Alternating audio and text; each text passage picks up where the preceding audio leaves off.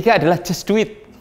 Kalau kayak salah satu slogannya Nike ya, lakukan aja gitu, jangan tunggu lama-lama. Saya paling benci kalau ketemu dengan seorang pengusaha yang mengatakan gini, Pak, dulu tuh saya punya ide seperti itu, Pak. Terus saya bertanya balik, kenapa nggak dilakukan? Nah itu, Pak. Seringkali orang terjebak ke situ kan, idenya banyak, tapi nggak segera dilakukan. Jangan pernah takut untuk menjadi sempurna sebagai tujuan Anda. Kalau Anda mengejar kesempurnaan, Anda nggak akan bisa sempurna. Just do it, lakukan saja. Saya percaya dengan teori yang dikemukakan oleh Tony Robbins yang mengatakan CANI, C-A-N-I, yaitu apa? Constant and never ending improvement. Constant and never ending improvement. Mari kita lihat. Kalau Anda jadi pengusaha, konstan aja deh. Lakukan perubahan kecil di sini. Termin waktunya silahkan Anda coba sendiri, apakah per mingguan atau per bulanan. Konstan aja, lakukan di sini. Konstan yang pertama itu akan membuat Anda melakukan perubahan gitu. Nah, kalau Anda sudah konstan dengan perubahan yang Anda lakukan, Anda improve. Naik, tambah lagi. Sudah K1 plus K2. Konstan yang pertama, konstan yang kedua. Nah, kalau sudah konstan yang kedua Anda improve lagi, maka Anda akan melakukan perubahan K1 plus K2 plus K3. Lihat, Anda akan lihat jarak yang kemudian menuju perbaikan yang positif. Constant and never ending improvement. Lakukan saja. Contoh teman-teman. Anda sebagai seorang pengusaha UMKM, pasti Anda sekarang mau tidak mau, suka tidak suka masuk online. Konstan aja Anda posting di grup online Anda, Instagram, Facebook, Twitter, macam-macam lah silahkan. Anda konstan aja dengan apa yang akan Anda lakukan di situ. Nah, setelah Anda konstan, improve lagi. Kalau kemarin aku hanya memposting produk-produkku, aku mau konstan lagi nambah memposting bagaimana proses produksinya. Supaya orang tahu proses produksinya itu ternyata higienis, bebas dari COVID. Nah, lihat, posting terus, tambah lagi aspek produksinya. Kemudian yang ketiga, udah posting aspek produksi, packagingnya. Anda bikin kemasan-kemasan yang menarik dan unik. Karena dari kemasan yang menarik dan unik itu, orang akan tertarik di dalamnya. Jadi teman-teman, Anda lihat, CANI, Constant and Never Ending Improvement, akan membawa kita kepada satu proses penyempurnaan tujuan dari bisnis kita. Bukan langsung sempurna. Yang penting satu kata kuncinya apa? Konstan. Nah, untuk konstan itu Anda harus disiplin. Kata-kata bijak mengatakan, disiplin is the bridge between goals and accomplishment. Jadi yang namanya disiplin itu adalah jembatan antara bagaimana Anda menciptakan tujuan dan mencapai tujuan tersebut. Dan kalau Anda melihat konsepnya CANI ini, itu butuh kedisiplinan, konsisten, sehingga Anda akan jadi pribadi yang semakin baik, dan semakin baik. Nah, di Just Do It itu, Anda harus juga mengadopsi satu rumus yang menurut saya rumus ini menarik supaya kita bisa melakukan perubahan dalam bisnis kita. Yaitu apa teman-teman? Pernah dengar mungkin kata-kata ini? CDI, CDI. CDI itu singkatan dari apa? Mari kita lihat satu-satu. Copying, developing, innovation. Pertama, simple, niru-niru dulu deh. Apa yang sudah berhasil nih, UKM yang berhasil. Copy gitu. Tentunya kopinya sesuatu tidak hanya letter lock, copy paste gitu aja ya. Tapi Anda perlu mengcopy sesuatu yang positif dari dia. Setelah di copy, Anda develop, Anda kembangkan. Mengembangkannya apa? Bisa bahan bakunya, bisa packagingnya, proses delivery-nya, dan seterusnya. Baru saya yakin kalau Anda sudah develop, makin lama Anda akan innovation. Contoh sederhananya gini teman-teman. Anda masih ingat dulu ketika zaman ramainya bakso kepala sapi ya kalau nggak salah ya. Oh, semua orang niru nih copying bakso kepala sapi. Kemudian ada seorang pengusaha yang cukup kreatif, dia bikin bakso kepala yang lain.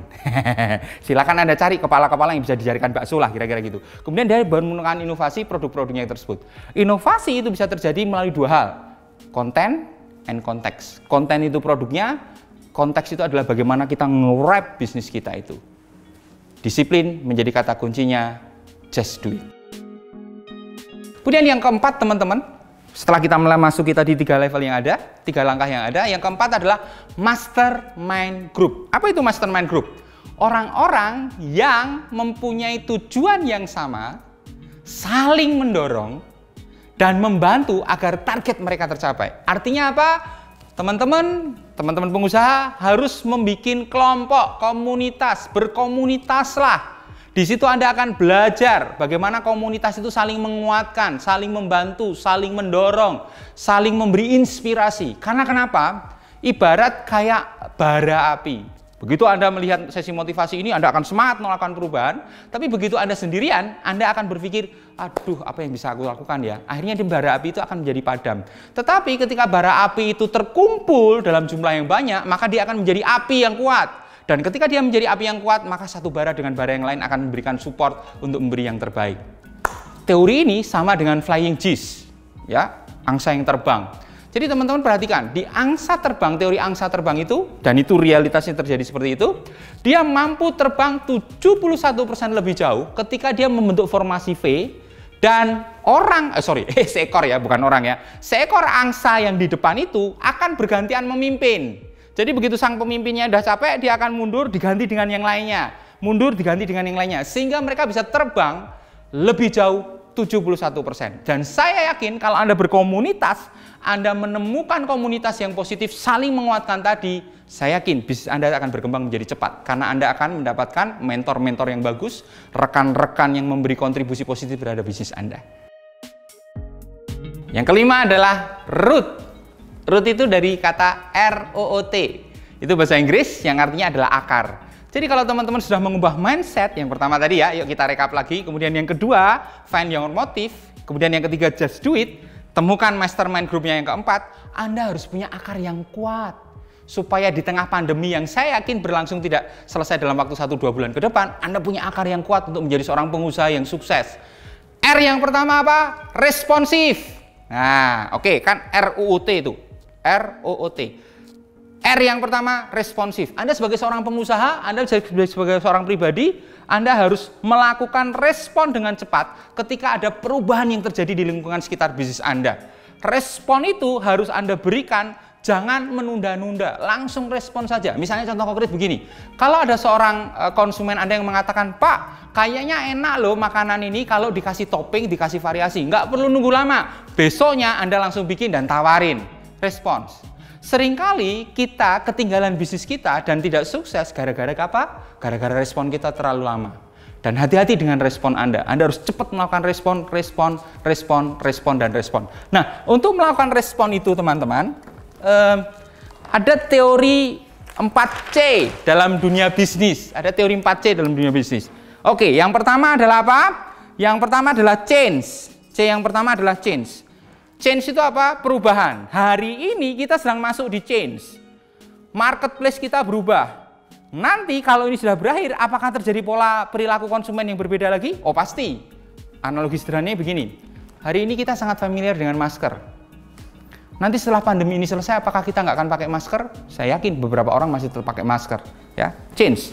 Di bisnis kita pun juga begitu. Orang yang tadinya offline, mau nggak mau sekarang harus online. Orang yang tadinya bisa bertemu, mau nggak mau sekarang proses bisnisnya harus melewat berbagai media-media yang lainnya. Pertama, change. Anda harus perhatikan change yang pertama itu. Kemudian yang kedua adalah customer atau konsumen. Lihat perilaku mereka.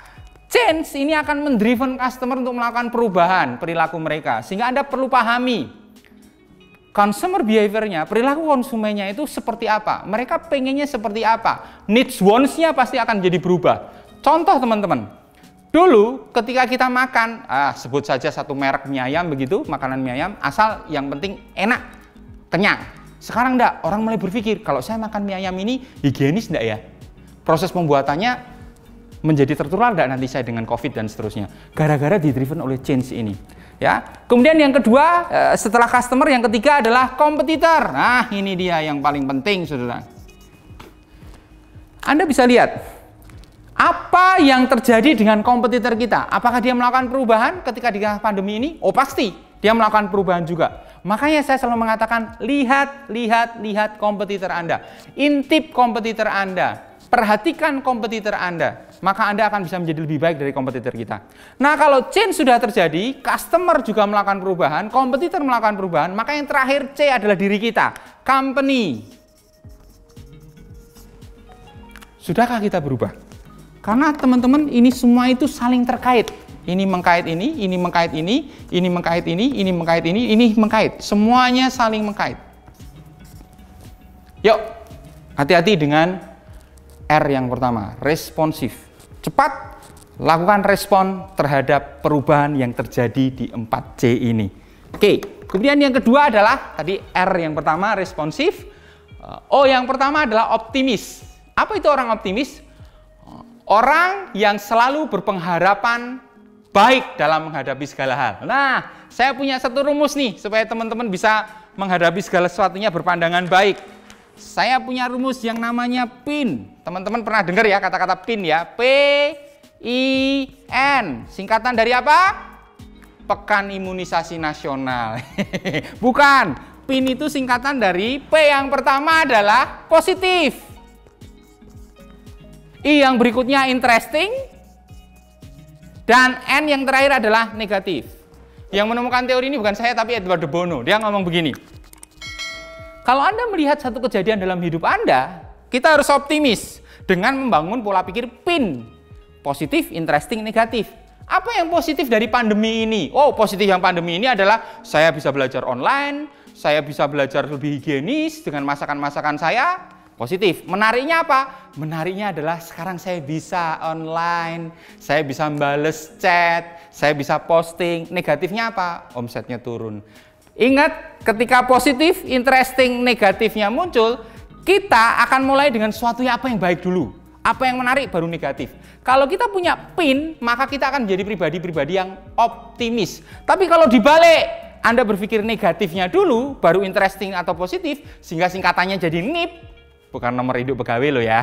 Nomor induk pegawai bukan, tapi negatif, interesting, positif, maka Anda akan menjadi pribadi yang pesimis. Karena apa? Segala sesuatunya dilihat dari sisi negatif dulu. Ya, saya mau kasih contoh analogi agak di luar dari UMKM, tapi analogi ini menarik. Kalau Anda mau mencintai pasangan Anda, berpikirlah PIN. Cari yang positif dari pasangan Anda. Ingat masa-masa Anda pacaran. Apa yang menarik dari dia, baru Anda boleh berpikir negatif. Karena kalau Anda sudah menemukan yang positif dan menarik dari pasangan Anda, negatifnya akan ketutup. Tapi kalau dibalik, Anda cari dulu semua sisi negatifnya, Anda tidak akan pernah menemukan sisi positif dan interesting dari pasangan hidup Anda. Oke, kemudian yang kedua, tadi optimis, yang ketiga adalah obedient. Obedient itu apa? Patuh. Menurut perintah, aturan, disiplin, dan seterusnya. Menurut saya ada dua patuhnya. Patuhnya ada dua. Yang pertama adalah Anda harus patuh terhadap hukum bisnis. Anda harus patuh terhadap hukum pemerintah, dan Anda yang kedua adalah Anda harus patuh terhadap hukum Tuhan. Kalau Anda dengan bisnis yang Anda kerjakan dan pemerintah dengan berbagai regulasi yang Anda kerjakan dengan baik, dan Anda takut dengan hukum Tuhan, Anda akan jadi blessing company. Kalau di pemerintah nggak boleh menggunakan pengawet makanan, boraks, dan kawan-kawan, Anda lakukan itu di dalam bisnis Anda, dan Anda mendoakan bisnis Anda, karena ini adalah bagian dari pekerjaan ibadah Anda, maka Anda akan jadi blessing company. Obedient. Saya yakinnya banyak pengusaha sukses karena dia obedient terhadap tadi rule bisnis dan pemerintah dan rule dari Tuhan ya. Kemudian yang terakhir, trustworthiness. Apa itu trustworthiness? Dalam bahasa sederhananya adalah dapat dipercaya. Jadilah pribadi-pribadi yang menjalankan bisnis Anda sebagai pribadi yang dapat dipercaya. Jadi ketika Anda mengatakan, besok saya kirim Pak, jangan tunggu lama-lama, pastikan besok terkirim. Terima kasih atas masukannya, saya akan membuat perbaikan, jangan lama-lama. Anda bikin perbaikan itu sehingga Anda menjadi pribadi yang dapat dipercaya. Anda menjadi pengusaha yang dapat dipercaya. Dan bisnis Anda pun bisa dipercaya. Ada 3 tipe komunitas ketika pandemi ini terjadi. 3 gerombolan orang. Yaitu apa? Kalau digambarkan secara diagram normal, kalau teman-teman belajar statistika kan begini nih. Set, gitu kan? Nah, mari kita lihat nih. Nah, ada yang namanya 10, 80, 10. 10, 80, 10. 10% itu adalah orang-orang yang langsung pesimis. Waduh, pandemi selesai nih bisnis saya. Tutup, close. Do nothing, nggak ngerjain apa-apa, pasrah. 80 ini yang merupakan rata-rata follow the crowd, massa yang mengambang. Dia ngikut nih apa yang terjadi nih saat ini. Yang terakhir, yang 10 terakhir ini adalah orang-orang yang optimis. Ini adalah momentum saya untuk saya bisa menjadi lebih baik. Saya akan akhiri sesi motivasi saya ini dengan cerita tentang elang, teman-teman. Umur elang itu adalah umur yang paling panjang dari berbagai burung-burung yang ada di udara ini. Jadi elang itu bisa hidup sampai 70 tahun. Tetapi dia akan membuat keputusan besar di usia 40 tahun. Karena di usia 40 tahun itu paruhnya panjang dan hampir ke dadanya dia, sehingga dia tidak bisa mencucukkan lagi ke mangsanya, ke makanannya itu. Kemudian yang kedua adalah cakarnya itu tidak sekuat ketika dia sebelum berusia 40. Jadi dia nggak mungkin mencengkeram mangsa-mangsanya yang kuat itu. Dan yang ketiga, bulunya lebat. Ya, bukan bulu tubuh loh ya, ini bulu angsa. Bulu elang. Nah, bulu elangnya itu karena lebat, maka terbangnya itu tidak bisa tinggi dan akselerasinya nggak bisa bagus. Sehingga dia akan selalu ketinggalan dengan mangsang-mangsanya dia. Di usia 40, dia punya handicap seperti itu. Dia punya hambatan seperti itu. Pilihannya hanya dua, change or die. Akankah dia mengakhiri hidupnya di usia 40 ataukah dia bisa sampai usia ke 70? Untuk mencapai usia 70 itu apa yang dilakukan oleh seekor elang? Dia akan naik ke puncak gunung yang tinggi, dia akan cari batu yang besar dan dia akan bersarang di sana, dan dia akan melakukan 3 hal ini, teman-teman. Pertama, dia akan cucukkan paruhnya sampai paruh itu patah sehingga muncul paruh yang baru. Berikutnya dia akan mencabuti cakar-cakarnya sehingga akan muncul cakar yang baru. Dan yang paling menyakitkan yang terakhir, dia harus mencabuti bulunya satu-satu supaya tumbuh bulu yang baru sehingga dia bisa terbang lebih tinggi dan bisa melakukan akselerasi memangsa-mangsanya. Anda mau jadi seperti apa? Di tengah pandemi ini, berpikir ini adalah akhir dari bisnis saya? Berpikir ini adalah akhir dari usaha saya? Ataukah Anda berpikir ini kesempatan saya untuk melakukan metamorfosis, tidak 40 tetapi 70. Cuma ada harga yang harus dibayar mahal. Elang membutuhkan waktu 150 hari untuk melakukan perubahan dalam dirinya. Kita nggak tahu pandemi ini akan segera berakhir atau tidak, tapi minimal gunakan waktu ini untuk menjadi lebih baik. Terima kasih, salam sukses buat kita semuanya. Yuk, semua tangan kanan ke atas, boleh lihat lah ya. Ikuti kata-kata gerakan saya, tempelkan di jidat Anda masing-masing. Masuk akal. Terima kasih. Sampai ketemu dengan saya di lain waktu. Sukses selalu. Wassalamualaikum warahmatullahi wabarakatuh. And God bless you all.